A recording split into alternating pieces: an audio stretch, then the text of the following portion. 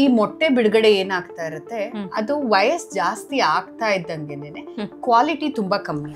ಯಾವುದೇ ದಂಪತಿಗಳಿಗೆ ಮಗು ಆಗ್ತಾ ಇಲ್ಲ ಅಂತ ಅಂದ್ರೆ 30% ಮಹಿಳೆ ಕಾರಣ ಆಗಿರ್ತಾಳೆ. ಇನ್ನ 30-40% ಕಾರಣ ಪುರುಷರಾಗಿರ್ತಾರೆ. 30% ಮಹಿಳೆ ಹಾಗೂ ಪುರುಷರ ಕಾರಣ ಆಗಿರುತ್ತೆ. 10% ನಾವು ಅನ್ಎಕ್ಸ್ಪ್ಲೇನ್ಡ್ ಇನ್ಫರ್ಟಿಲಿಟಿ ಅಂತ ಹೇಳ್ತೀವಿ, ಬರೀ ಪಾಲಿಸಿಸ್ಟಿಕ್ ಓವರಿ ಅಂತ ಹೇಳ್ತೀವಿ.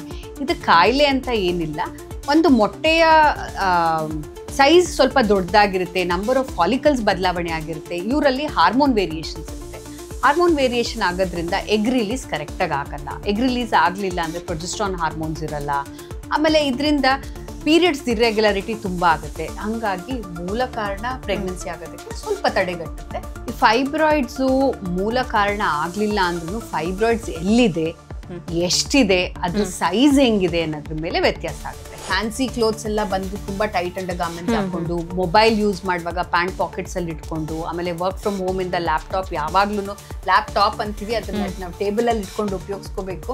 ಈಗ ಲ್ಯಾಪ್ಟಾಪ್ ಅಂದ್ಮೇಲೆ ಎಲ್ಲಾರ್ದು ಲ್ಯಾಪ್ ಅಲ್ಲೇ ಇರೋದ್ರಿಂದ ಅದನ್ನು ಸ್ಪರ್ಮ್ ಕ್ವಾಲಿಟಿ ತುಂಬಾನೇ ವ್ಯತ್ಯಾಸಗಳಾಗ್ತಾ ಇದೆ. ನಾವೀಗ ತುಂಬಾನೇ ಕಾಣ್ತಾ ಇದೀವಿ ಅಂತ ಹೇಳ್ಬೋದು. ಸ್ಪರ್ಮ್ ಕೌಂಟ್ ಇಂದ ಹಿಡಿದು ಕ್ವಾಲಿಟಿಯಿಂದ ಹಿಡಿದು ತುಂಬಾನೇ ವ್ಯತ್ಯಾಸಗಳಾಗ್ತಾ ಇದೆ. ಡಾಕ್ಟರ್, ಟ್ರೀಟ್ಮೆಂಟ್ ಆದ್ಮೇಲೆ ಸಕ್ಸಸ್ ರೇಟ್ ಎಷ್ಟಿರುತ್ತೆ?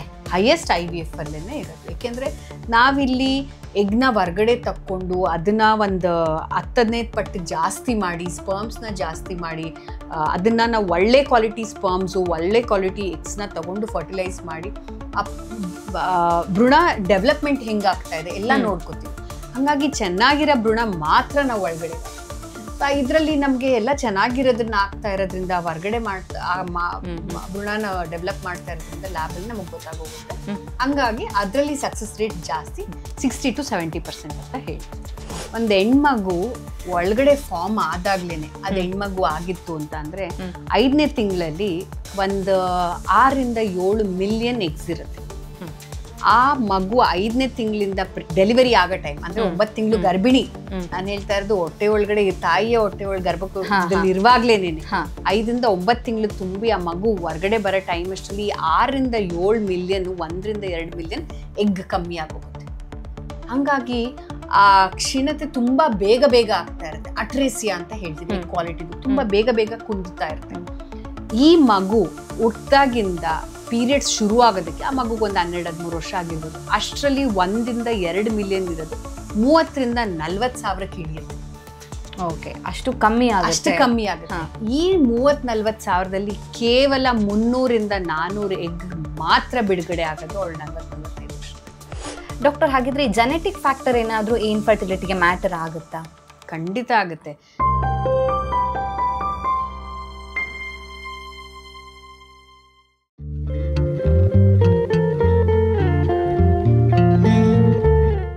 ವಿಜಯ ಕರ್ನಾಟಕ ವೀಕ್ಷಕರಿಗೆ ನಮಸ್ತೆ. ನಾನು ರಕ್ಷಾ ಕೋಟ್ಯಾನ್. ಎಲ್ಲ ದಂಪತಿಗಳಿಗೂ ಕೂಡ ತಮಗೆ ಒಂದು ಮಗು ಇರಬೇಕು, ಮನೆ ತುಂಬ ಓಡಾಡಬೇಕು ಅನ್ನೋ ಕನಸು ಇದ್ದೇ ಇರುತ್ತೆ. ಆದರೆ ಇತ್ತೀಚಿನ ದಿನಗಳಲ್ಲಿ ಏನಾಗ್ತಿದೆ ಅಂತ ಹೇಳಿದ್ರೆ, ಬಂಜೇತನ ಅಂದರೆ ಇನ್ಫರ್ಟಿಲಿಟಿ ಕಾರಣದಿಂದಾಗಿ ಅವರಿಗೆ ಮಗುವನ್ನು ಪಡೆಯೋದಕ್ಕೆ ಸಾಧ್ಯ ಆಗದೇ ಇರುವಂಥ ಸಂದರ್ಭ ಹೆಚ್ಚಾಗಿನೇ ಇದೆ. ಹಾಗಿದ್ರೆ ಈ ಇನ್ಫರ್ಟಿಲಿಟಿ ಅಂದರೆ ಬಂಜೇತನ ಅಂದರೆ ಏನು, ಇದನ್ನು ಯಾವ ರೀತಿಯಾಗಿ ನಾವು ಓವರ್ಕಮ್ ಮಾಡ್ಬೋದು, ಇದಕ್ಕೆ ಟ್ರೀಟ್ಮೆಂಟ್ ಯಾವ ರೀತಿಯಾಗಿರುತ್ತೆ ಆ್ಯಂಡ್ ಯಾವ ಕಾರಣಕ್ಕೋಸ್ಕರ ನಮಗೆ ಬಂಜೇತನ ಬರುತ್ತೆ ಅನ್ನೋದ್ರ ಬಗ್ಗೆ ಹೆಚ್ಚಿನ ಮಾಹಿತಿಯನ್ನು ತಿಳಿಸ್ಕೊಡೋದಕ್ಕೆ ಇವತ್ತು ನಮ್ಮ ಜೊತೆ ಇದ್ದಾರೆ doctor Lavanya Kiran, lead consultant, fertility specialist, Kaveri hospital, electronic city. Doctor, ಕಾರ್ಯಕ್ರಮಕ್ಕೆ ಸ್ವಾಗತ. ಬಂಜೇತನ ಅಂತ ನಾವೇನು ಕರಿತೀವಿ, ಹಾಗಂದ್ರೆ ಏನು? ಮೊದಲನೇದಾಗಿ ಬಂಜೇತನ ಅಂತ ಅನ್ಬೇಕು ಅಂತ ಅಂದ್ರೆ, ಯಾವುದೇ ದಂಪತಿಗಳು 1 ವರ್ಷದವರೆಗೂ ಸಂಭೋಗ ಮಾಡಿ ಯಾವುದೇ ತರದ ಕಾಂಟ್ರಸೆಪ್ಷನ್ ಏನು ಉಪಯೋಗಿಸ್ತೇನೇನು ಪ್ರೆಗ್ನೆನ್ಸಿ ಆಗಿಲ್ಲ ಅಂದ್ರೆ ಅದನ್ನ ನಾವು ಇನ್ಫರ್ಟಿಲಿಟಿ ಅಂತ ಕರಿತೀವಿ. ನೀವೀಗ ಹೇಳ್ದಂಗೆ ಈಗಿನ ಕಾಲದಲ್ಲಿ ಇನ್ಫರ್ಟಿಲಿಟಿ ಜಾಸ್ತಿ ಆಗಿದ್ಯಾ, ಈ ಬಂಜೇತನ ಜಾಸ್ತಿ ಆಗಿದ್ಯಾ ಅಂತ ಅನ್ನೋದಕ್ಕೆ ಹಲವಾರು ಕಾರಣಗಳಿದೆ. ಏನಾಗ್ತಾ ಇದೆ, ಈ ಕಾಲದಲ್ಲಿ ಹೆಣ್ಮಕ್ಳು ಅವರು ಮದ್ವೆನ ಮುಂದೂಡ್ತಾ ಇದ್ದಾರೆ. ಮುಂದಿನ ಕಾಲದಲ್ಲೆಲ್ಲ ನೋಡಿರ್ಬೇಕಲ್ಲ ನೀವು, ಆಗ್ಲೇ 18ಕ್ಕೆ ಮದ್ವೆ, 20-22 ವರ್ಷದಲ್ಲಿ ಆಗ್ಲೇ 2 ಮಕ್ಳು ಆಗೋಗಿರ್ತಾರೆ. ಈಗ 30 ಇಯರ್ಸ್, 30-35 ತುಂಬಿದ್ರೂ ಮದ್ವೆ ಆಗೋದಕ್ಕೆ ರೆಡಿ ಇರಲ್ಲ. ಹೌದು, ಅಕಸ್ಮಾತ್ ಆಗಿ ನಾವ್ ಅದನ್ನ ಒಪ್ಕೋಬೇಕಾಗುತ್ತೆ. Personal reasons. ಆಮೇಲೆ ವಿ ಶುಡ್ ರೆಸ್ಪೆಕ್ಟ್. ಈಗ ಏನಾಗಿದೆ, ಹೆಣ್ಮಕ್ಳು ಇಂಡಿಪೆಂಡೆಂಟ್ ಆಗಿದ್ದಾರೆ, ಫೈನಾನ್ಷಿಯಲ್ ಸ್ಟೆಬಿಲಿಟಿ ಬಂದಿದೆ, ಅವ್ರದೇ ಆದಂತ ಒಂದು ಇಂಡಿಪೆಂಡೆಂಟ್ ಡಿಸಿಷನ್ಸ್ ತಗೋತಾ ಇದ್ದಾರೆ, ಅದನ್ನ ನಾವು ರೆಸ್ಪೆಕ್ಟ್ ಮಾಡಬೇಕು. ಬಟ್ ಏನಾಗುತ್ತೆ, ಹೆಣ್ಮಕ್ಳಲ್ಲಿ ಈ ಮೊಟ್ಟೆ ಬಿಡುಗಡೆ ಏನಾಗ್ತಾ ಇರುತ್ತೆ, ಅದು ವಯಸ್ಸು ಜಾಸ್ತಿ ಆಗ್ತಾ ಇದ್ದಂಗೆನೆ ಕ್ವಾಲಿಟಿ ತುಂಬಾ ಕಮ್ಮಿ ಆಗುತ್ತೆ. Quality of the egg is going to come down. So that is why it is going to get affected. ನಾವೀಗ ಏಜ್ ಜಾಸ್ತಿ ಆಗ್ತಾ ಇದ್ದಂಗೆ ಪ್ರೆಗ್ನೆನ್ಸಿ ಚಾನ್ಸಸ್ ಕಮ್ಮಿ ಹಾಕೊಂಡು ಹೋಗುತ್ತೆ. ಅದ್ರ ಜೊತೆಗೇನೆ ಏಜ್ ಜಾಸ್ತಿ ಆಗ್ತಿದ್ದಂಗೆ ಡೌನ್ ಸಿಂಡ್ರೋಮ್ ಅಂತ ಹೇಳ್ತೀವಿ, ನ್ಯೂನತೆಗಳು ಜಾಸ್ತಿ ಹಾಕೊಂಡು ಹೋಗುತ್ತೆ. ಹಂಗಾಗಿ ಇವೆಲ್ಲ ಹಲವಾರು ಕಾರಣಗಳಿದೆ. ಅದ್ರ ಜೊತೆಗೆ ಈ ಕಾಲದಲ್ಲಿ ನಮ್ದು ಲೈಫ್ ಸ್ಟೈಲ್ ಚೇಂಜಸ್ ತುಂಬಾನೇ ಆಗೋಗಿದೆ. ಹೌದು, ನಮ್ದು ಆಹಾರ ಆಗಿರ್ಬೋದು, ನಮ್ದು ಮೊಬೈಲ್ ಯೂಸು, ಆಮೇಲೆ ನಮ್ ಇರೋ ವಾತಾವರಣ, ಗಾಳಿಲಿ, ನೀರಲ್ಲಿ, ಆಮೇಲೆ ನಾವು ತಿಂತಾ ಇರೋ ಅನ್ನ ಆಗಲಿ, ನಾನ್ ವೆಜ್ ಆಗಲಿ, ವೆಜಿಟೇರಿಯನ್ ಯಾವುದೇ ಥರದ ಆಹಾರ ತಿಂತಾ ಇದ್ರು ಅದರಲ್ಲಿ ಹಾರ್ಮೋನ್ಸ್ ಎಲ್ಲ ಕಳ್ಬೆರಕೆ ಆಗಿ ನಾವು ತಿನ್ನೋ ಊಟದಿಂದ ಹಿಡಿದು ಎಲ್ಲ ಥರದ್ರಲ್ಲೂ ತೊಂದರೆ ಆಗೋಗಿದೆ. ಆಮೇಲೆ ಅದಲ್ದೇನೆ ಸ್ಟ್ರೆಸ್ ಲೆವೆಲ್ಸ್, ವರ್ಕ್ ಪ್ರೆಷರ್ ಇರ್ಬೋದು, ಅಥವಾ ಮಾನಸಿಕವಾಗಿ ನಮ್ಮ ಮುಂದಿನ ಪೀಳಿಗೆ ತುಂಬಾನೇ ಕುಂದಿಕೆ ಆಗಿದೆ ಅಂತ ಹೇಳ್ತೀನಿ. ಹಾಗಾಗಿ ಸ್ಟ್ರೆಸ್ ಲೆವೆಲ್ಸೂ ಒಂದು ಕಾರಣ, ಮೆಜಾರಿಟಿ ಇನ್ಫರ್ಟಿಲಿಟಿ. ಓಕೆ ಡಾಕ್ಟರ್, ಹಾಗಿದ್ರೆ ಇತ್ತೀಚಿನ ದಿನಗಳಲ್ಲಿ ಫರ್ಟಿಲಿಟಿ ರೇಟ್ ನಾವು ನೋಡೋದಾದ್ರೆ ಎಷ್ಟಿರುತ್ತೆ ಒಂದು ಅಂದಾಜೀಗ? ಹುಡುಗಿಯರಲ್ಲಿ ಅಥವಾ ಈಗ ಕಪಲ್ಸ್ ಅಲ್ಲಿ ನಾವು ನೋಡೋದಾದ್ರೆ ಹುಡುಗಿಯರಲ್ಲಿ ಎಷ್ಟಿದೆ ಅಥವಾ ಪುರುಷರಲ್ಲಿ ಎಷ್ಟಿದೆ, ಆ ಥರ ನೋಡೋಕ್ಕಾಗುತ್ತಾ ಫರ್ಟಿಲಿಟಿ ರೇಟ್? ತುಂಬ ಒಳ್ಳೆ ಪ್ರಶ್ನೆ ಕೇಳಿದ್ರಿ ಅಂತ ಹೇಳ್ತೀನಿ.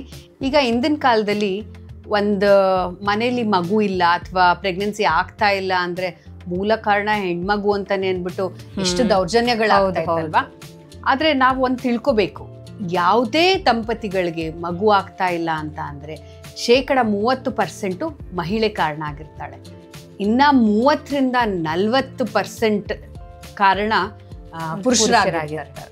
ಇನ್ನ 30% ಪರ್ಸೆಂಟೇಜ್ ರೀಸನ್ಸ್ ಅಲ್ಲಿ 30% ಮಹಿಳೆ ಹಾಗೂ ಪುರುಷರ ಕಾರಣ ಆಗಿರುತ್ತೆ. 10% ನಾವು ಅನ್ಎಕ್ಸ್ಪ್ಲೇನ್ಡ್ ಇನ್ಫರ್ಟಿಲಿಟಿ ಅಂತ ಹೇಳ್ತೀವಿ. ಹಾಗಾಗಿ ಪುರುಷರಲ್ಲೂ ತೊಂದರೆ ಇರುತ್ತೆ, ಮಹಿಳೆಯರಲ್ಲೂ ತೊಂದರೆ ಇರುತ್ತೆ. ಕೆಲವೊಮ್ಮೆ ಎಲ್ಲ ಚೆನ್ನಾಗಿದ್ರು ಪ್ರೆಗ್ನೆನ್ಸಿ ಆಗದೇ ಇರೋ ಕಾರಣನೂ ಇರುತ್ತೆ. ಅದಕ್ಕೆ ಅನ್ಎಕ್ಸ್ಪ್ಲೇನ್ಡ್ ಇನ್ಫರ್ಟಿಲಿಟಿ ಅಂತ ಹೇಳ್ತೀವಿ. ಸೊ ಇವಾಗಿನ ಜನ್ರೇಷನಲ್ಲಿ ನಾವು ನೋಡೋದಾದ್ರೆ ಆ ಇನ್ಫರ್ಟಿಲಿಟಿ ರೇಟ್ ಯಾರಲ್ಲಿ ಜಾಸ್ತಿ ಇರುತ್ತೆ? ಮಹಿಳೆಯರಲ್ಲಿರುತ್ತಾ, ಪುರುಷರಲ್ಲಿರುತ್ತಾ, ಅಥವಾ ಈಕ್ವಲಿ ಇರುತ್ತಾ? ಈ ನಡುವೆ ನಾವು ನೋಡ್ತಾ ಇರೋದ್ರಲ್ಲಿ ಹೆಚ್ಚು ಕಮ್ಮಿ ಪುರುಷರದು ಸ್ವಲ್ಪ ಜಾಸ್ತಿನೇ ಕಾಣ್ತಾ ಇದೆ. ಏನಕ್ಕೆ ಅಂತ ಅಂದರೆ ಸ್ಮೋಕಿಂಗ್, ಆಲ್ಕೋಹಾಲ್ ಇದೆಲ್ಲ ಇರೋದ್ರಿಂದ ಅದರಲ್ಲಿ ತುಂಬ ತೊಂದರೆಗಳಾಗಿ ಪುರುಷರದ ಕಾರಣ ಜಾಸ್ತಿ ಬರ್ತಾ ಇದೆ ಅಂತ ನೋಡ್ಬೋದು. ಡಾಕ್ಟರ್, ನೀವು ಆಗಲೇ ಮಾತಾಡ್ತಾ ಹೇಳಿದ್ರಿ ಬಂಜೆತನ ಅಂತ ಹೇಳಿದ್ರೆ 1 year ಆದಮೇಲೂ ಕೂಡ ಅವರಿಗೆ ಮಕ್ಕಳು ಆಗಿಲ್ಲ ಅಂದರೆ ಅದನ್ನು ನಾವು ಇನ್ಫರ್ಟಿಲಿಟಿ ಅಂತ ಕರಿತೀವಿ ಅಂತ. ಈಗ ಫಾರ್ ಎಕ್ಸಾಂಪಲ್ ಒಂದು ಕಪಲ್ಸಿಗೆ ಒಂದು ಮಗು ಆಯಿತು, ಒಂದು ಮಗು ಆದಮೇಲೆ ಇಲ್ಲ ನಮಗೆ ಇನ್ನೊಂದು ಮಗು ಬೇಕು ಅಂತ ಅನಿಸಿರುತ್ತೆ. ಬಟ್ ಆ ಟೈಮಲ್ಲಿ ಅವರಿಗೆ ಏನು ಟ್ರೈ ಮಾಡಿದ್ರು ಕೂಡ ಮಗು ಆಗೋದಿಲ್ಲ. ಸೊ ಅದನ್ನು ನಾವು ಇನ್ಫರ್ಟಿಲಿಟಿ ಅಂತ ಕನ್ಸಿಡರ್ ಮಾಡೋಕ್ಕಾಗುತ್ತಾ? ಖಂಡಿತ.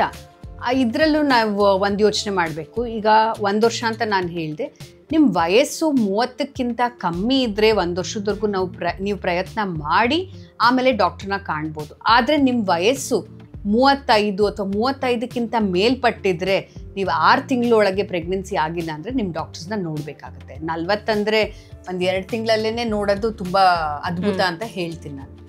ಈಗ ಒಂದು ಮಗು ಆಯಿತು ನಿಮಗೆ, ಈಗೇನು ಇರುತ್ತೆ ಅಂತ ಅಂದರೆ 2ನೇ ಮಗು ನೀವು ಪ್ರಯತ್ನ ಮಾಡೋಷ್ಟರಲ್ಲಿ ವಯಸ್ಸು ಜಾಸ್ತಿ ಆಗಿರುತ್ತೆ. ಈಗ ನಾನು ಆಗಲೇ ಹೇಳ್ದಂಗೆ ವಯಸ್ಸು ಜಾಸ್ತಿ ಆಗ್ತಾ ಇದ್ದಂಗೆ ನಮ್ಮದು ಹೆಣ್ಮಕ್ಳಲ್ಲಿ ಎಗ್ ಕ್ವಾಲಿಟಿ ಕಮ್ಮಿ ಆಗ್ತಾ ಇರುತ್ತೆ, ಎಗ್ ನಂಬರ್ಸ್ ಕಮ್ಮಿ ಆಗ್ತಾ ಇರುತ್ತೆ.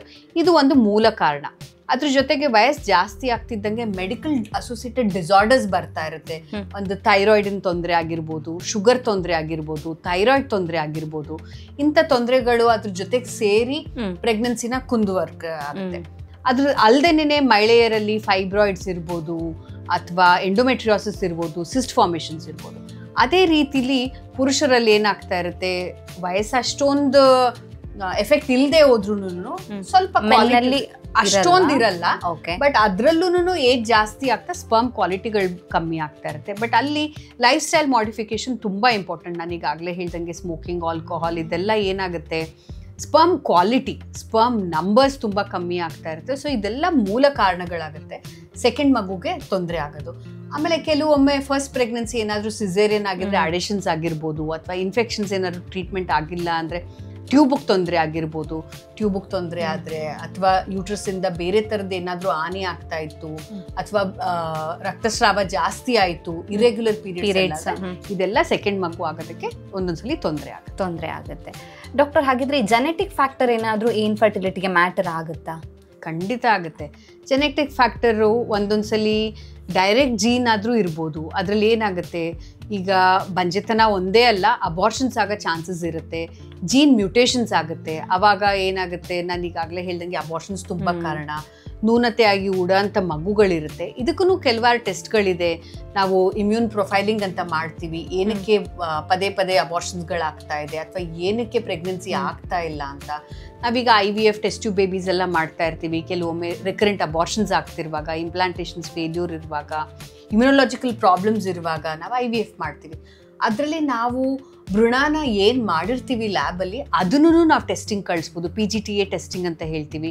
ಅಥವಾ ವಂಶೋದ್ಧಾರಿಕವಾಗಿ ಯಾವ್ದಾದ್ರು ಒಂದು ತೊಂದರೆಗಳು, ಕಾಯಿಲೆಗಳು ಬಂದಿದ್ರೆ ಈ ಎಂಬ್ರಿಯೋನ ನಾವು ಟೆಸ್ಟಿಂಗ್ ಕಳಿಸಿ ನಮಗೆ ನೋಡ್ಕೋಬಹುದು, ಮಗುಲ್ ಏನಾದ್ರು ತೊಂದರೆ ಇದೆಯಾ, ಅದನ್ನ ಟ್ರಾನ್ಸ್ಫರ್ ಮಾಡ್ಕೋಬೋದಾ ಬೇಡವಾ ಅಂತ.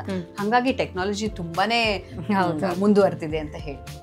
ಡಾಕ್ಟರ್, ನೀವಾಗಲೇ ಮಾತಾಡ್ತಾ PCOD ಬಗ್ಗೆನೂ ಹೇಳಿದ್ರಿ. ಸೊ ಈ PCODಗೂ ಅಥವಾ ಈ ಇನ್ಫರ್ಟಿಲಿಟಿಗೂ ಏನಾದರೂ ಕನೆಕ್ಷನ್ಸ್ ಇದೆಯಾ? ಖಂಡಿತ ಇದೆ. ನಾವು PCOD ಅಂತ ಅಂದರೆ, PCOD ಅಂತ ಅನ್ನೋದಕ್ಕಿಂತ ಜಾಸ್ತಿ ಪಾಲಿಸಿಸ್ಟಿಕ್ ಓವರಿ ಅಂತ ಅನ್ಬೋದು. ಈಗ DES ಎಲ್ಲ ತೆಗೆದ್ಬಿಟ್ಟಿದ್ದೀವಿ. D ಅಂದರೆ ಡಿಸೀಸ್. ಹಂಗಾಗಿ ನಮ್ಮ ಹೆಣ್ಮಕ್ಳುಗಳ ಸ್ಕ್ಯಾನ್ ರಿಪೋರ್ಟ್ ಆಗಲಿ ನೋಡಿದಾಗ ಇನ್ನ ಬರೀತಾರೆ ಕೆಲವು ಸ್ಕ್ಯಾನ್ ರಿಪೋರ್ಟ್ ಆಗಲಿ, ಅಥವಾ ನಾವು ಗೂಗಲ್ ಮಾಡಿದಾಗ PCOD ಡಿಸೀಸ್ ಅಂತ ಹೋದ್ರೆ ಯಾರಿಗಾದ್ರೂ ಭಯ ಆಗುತ್ತೆ. ಸೊ ಹಂಗಾಗಿ ನಾವು ಡಾಕ್ಟರ್ಸ್ ಏನ್ ಮಾಡ್ತೀವಿ, ನಾವು D ಅಥವಾ S ಸಿಂಡ್ರೋಮ್ ಅಥವಾ D ಅಥವಾ ಡಿಸೀಸ್ ಅಂತ ಯೂಸ್ ಮಾಡಲ್ಲ, ಬರೀ ಪಾಲಿಸಿಸ್ಟಿಕ್ ಓವರಿ ಅಂತ ಹೇಳ್ತೀವಿ. ಇದು ಕಾಯಿಲೆ ಅಂತ ಏನಿಲ್ಲ.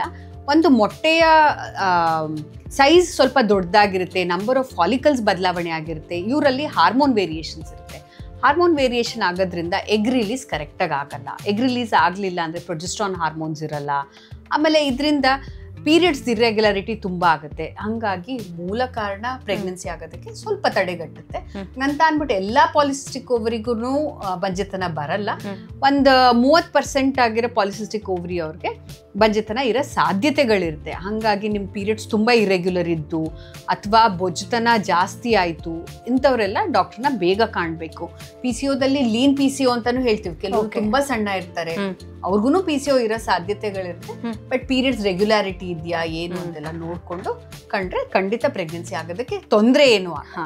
ಈಗ ಕರೆಕ್ಟ್ ಟ್ರೀಟ್ ಮಾಡಿಲ್ಲ ಅಂದ್ರೆ ಅದು ಇನ್ಫರ್ಟಿಲಿಟಿಗೆ ಒನ್ ಆಫ್ ದ ರೀಸನ್ ಆಗುತ್ತೆ. ಡೆಫಿನೆಟ್ಲಿ. ಓಕೆ, ಈಗ ನೀವು ಹೇಳಿದ್ರಿ ಡಾಕ್ಟರ್ ಬೊಜ್ಜುತನ ಅಂತ. ಸೊ ಇದರಿಂದ ಹೇಗೆ ಅದು ಇನ್ಫರ್ಟಿಲಿಟಿಗೆ ಕಾರಣ ಆಗುತ್ತೆ? ಬೊಜ್ಜುತನ ಇದ್ರೆ ಒಂದು ವೇಳೆ ಬೊಜ್ಜುತನ ಇದ್ದಾಗ ಏನಾಗುತ್ತೆ, ನಮ್ಮ ಬಾಡಿಲಿ ಆಂಡ್ರೋಜನ್ಸ್ ಜಾಸ್ತಿ ಇರುತ್ತೆ, ಹಾರ್ಮೋನ್ ಇಂಬ್ಯಾಲೆನ್ಸ್ ಆಗ್ತಾ ಇರುತ್ತೆ. ಈ ಹಾರ್ಮೋನ್ ಇಂಬ್ಯಾಲೆನ್ಸ್ ಎಲ್ಲಿವರೆಗೂ ಅಂತ ಅಂದರೆ, ಈಗ ಬೊಜ್ಜುತನದಿಂದ ಹಾರ್ಮೋನ್ ಇಂಬ್ಯಾಲೆನ್ಸ್ ಆಗ್ತಿರುತ್ತೆ ಅಥವಾ ಹಾರ್ಮೋನ್ ಇಂಬ್ಯಾಲೆನ್ಸ್ ಇಂದನೂ ಬೊಜ್ಜುತನ ಬರ್ತಾ ಇರುತ್ತೆ. ಈ ಥೈರಾಯ್ಡ್ ತೊಂದರೆಗಳಿರ್ಬೋದು ಅಥವಾ ಈಗಾಗಲೇ ನಾನು ಹೇಳ್ದಂಗೆ PCOD ತೊಂದರೆಗಳಿರ್ಬೋದು ಅಥವಾ PCOS ತೊಂದರೆಗಳಿರ್ಬೋದು. ಇದೆಲ್ಲದರಲ್ಲೂ ಹಾರ್ಮೋನ್ ವೇರಿಯೇಷನ್ ಆಗೋದ್ರಿಂದ ಓವ್ಯುಲೇಷನ್ ಆಗಲ್ಲ, ಮೊಟ್ಟೆ ಬಿಡುಗಡೆ ಆಗಲ್ಲ ಕರೆಕ್ಟಾಗಿ. ಸೊ ಮೊಟ್ಟೆ ಬಿಡುಗಡೆ ಕರೆಕ್ಟಾಗಿ ಆಗಿಲ್ಲ ಅಂದ್ರೆ ನೀವು ಯಾವಾಗ ಪ್ರಯತ್ನ ಮಾಡಬೇಕು, ಯಾವಾಗ ಎಗ್ ರಿಲೀಸ್ ಆಗ್ತಾ ಇರುತ್ತೆ. ಹಾಗಾಗಿ ಪೀರಿಯಡ್ಸ್ ರೆಗ್ಯುಲಾರಿಟಿನೂ ಇರಲ್ಲ. 28ರಿಂದ 32 ದಿವಸಕ್ಕೆ ಪೀರಿಯಡ್ ಆದ್ರೆ ಒಳ್ಳೇದು ಅಂತ, ಕೆಲವ್ರಿಗೆ 15 ದಿವಸಕ್ಕೆ ಆಗ್ತಾ ಇರುತ್ತೆ, 45 ದಿವಸ 50 ದಿವಸ ಆಗ್ತಾ ಇರುತ್ತೆ. ಹಿಂಗೆ ವ್ಯತ್ಯಾಸ ಆದಾಗ ಅವ್ರಿಗೆ ಪ್ರೆಗ್ನೆನ್ಸಿ ಆಗೋಕ್ಕೆ ಸಾಧ್ಯತೆ ಕಷ್ಟ ಆಗುತ್ತೆ. ಓಕೆ, ಥೈರಾಯ್ಡ್ಗೂ ಇದಕ್ಕೇನಾದ್ರೂ ಕನೆಕ್ಷನ್ ಇದೆಯಾ? ಥೈರಾಯ್ಡ್ ಇದ್ದವರಿಗೆ ಇನ್ಫರ್ಟಿಲಿಟಿ ಕಾಡುತ್ತೆ ಅನ್ನೋ ಥರದ್ದು ಏನಾದ್ರು? ನಾವೀಗೆಲ್ಲ ಪೇಷಂಟ್ಸು ಇನ್ಫರ್ಟಿಲಿಟಿಗೆ ಅಂತ ಬಂದಾಗ ಅವ್ರದ್ದು ಥೈರಾಯ್ಡ್ ಟೆಸ್ಟ್ ಮಾಡ್ಕೋತೀವಿ, ಹಿಮೋಗ್ಲೋಬಿನ್ ಟೆಸ್ಟ್ ಮಾಡ್ಕೋತೀವಿ, ಸೀರಮ್ ಪ್ರೊಲ್ಯಾಕ್ಟಿನ್ ಅಂತ ಮಾಡ್ತೀವಿ, ಕೆಲವು ಹಾರ್ಮೋನ್ AMH FSH ಅಂತೆಲ್ಲ ಮಾಡ್ತೀವಿ. ಅವ್ರದ್ದು ಎಗ್ ಕ್ವಾಲಿಟಿ ಹೆಂಗಿದೆ ಅಂತ ಅಲ್ಟ್ರಾಸೌಂಡ್ ಮಾಡ್ತೀವಿ. ಅದೇ ಥರದಲ್ಲಿ ಸಿಮೆನ್ ಅನಾಲಿಸಿಸ್ ಅವ್ರಿಗೂ ಪುರುಷರಲ್ಲೂ ಇದೆಲ್ಲ ಹಾರ್ಮೋನ್ ಪರೀಕ್ಷೆಗಳು ಮಾಡಿಕೊಂಡು ನಾವು ನೋಡ್ತೀವಿ. ಸೊ ಥೈರಾಯ್ಡ್ ಇದ್ದಾಗಲೂ ಅಷ್ಟೇ ಇದೇ ಥರ ಪೀರಿಯಡ್ಸ್ ಇರ್ರೆಗ್ಯುಲಾರಿಟಿ ಇರುತ್ತೆ, ಓವ್ಯುಲೇಷನಲ್ ಪ್ರಾಬ್ಲಮ್ ಇರುತ್ತೆ, ಸಿಂಪ್ಟಮ್ಸ್ ಒಂದೇ ಥರ ಇರುತ್ತೆ. ಅದ್ರ ಜೊತೆಗೆ ತುಂಬಾ ಥೈರಾಯ್ಡ್ ವ್ಯಾಲ್ಯೂಸ್ ಜಾಸ್ತಿ ಇದ್ದು ನಾವು ಪ್ರೆಗ್ನೆನ್ಸಿ ಆಯಿತು ಅಂದ್ರೆ ಪಾಪುದ ಇಂಟೆಲೆಕ್ಚುಯಲ್ ಕೋಶನ್ ತುಂಬಾ ಕಮ್ಮಿ ಇರುತ್ತೆ. ಹಾಗಾಗಿ ಯಾವುದೇ ಥರದ ಹಾರ್ಮೋನ್ ವೇರಿಯೇಷನ್ ಇದ್ರೂ ಅದಕ್ಕೆ ಟ್ರೀಟ್ಮೆಂಟ್ ಕೊಡೋದ್ರಿಂದ ಎಲ್ಲದಕ್ಕೂ ಒಳ್ಳೇದಾಗುತ್ತೆ. ಸೊ ಥೈರಾಯ್ಡ್ ಆಗಿರ್ಲಿ ಅಥವಾ PCOD ಆಗಿರ್ಲಿ, ಟ್ರೀಟ್ಮೆಂಟ್ ಕರೆಕ್ಟ್ ಆಗಿ ಕೊಟ್ರೆ ಅದು ಏನು ಪ್ರಾಬ್ಲಮ್ ಆಗಲ್ಲ. ಒಂದು ವೇಳೆ ಅನ್ಟ್ರೀಟೆಡ್ ಆಗಿದ್ರೆ ಮಾತ್ರ ಅದು ಒನ್ ಆಫ್ ದ ರೀಸನ್ ಆಗಿರಬಹುದು ಇನ್ಫರ್ಟಿಲಿಟಿಗೆ.